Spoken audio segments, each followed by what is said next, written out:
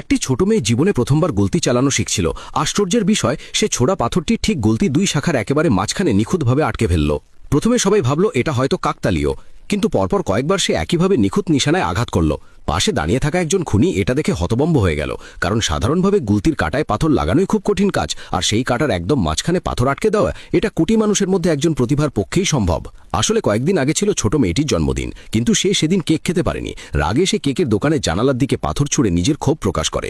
যদিও শক্তিশালী ভাই খুব দ্রুত হাত বাড়িয়ে উড়ে আসা পাথরটি ধরে ফেলেছিলেন, তবুও কাজ ভেঙে যায় এবং সুন্দর কেকটি নষ্ট হয়ে যায়। কিন্তু শক্তিশালী ভাই মেয়েটিকে একটুও বকাঝকা করেননি। হাতের পাথরটির দিকে তাকিয়ে তিনি গভীর চিন্তায় পড়ে যান। ঠিক পরদিনই ছোট মেয়েটি নিজে থেকে ক্ষমা চাইতে তার বাড়িতে আসে। তখন শক্তিশালী ভাই প্রস্তাব দেন মেয়েটির গুলতি চালানোর দক্ষতা একটু দেখে নিতে চান। তিনি বলেন যদি সে ভালোভাবে গুলতি চালাতে পারে তাহলে গতকালের ঘটনাটি তিনি ক্ষমা করে দেবেন।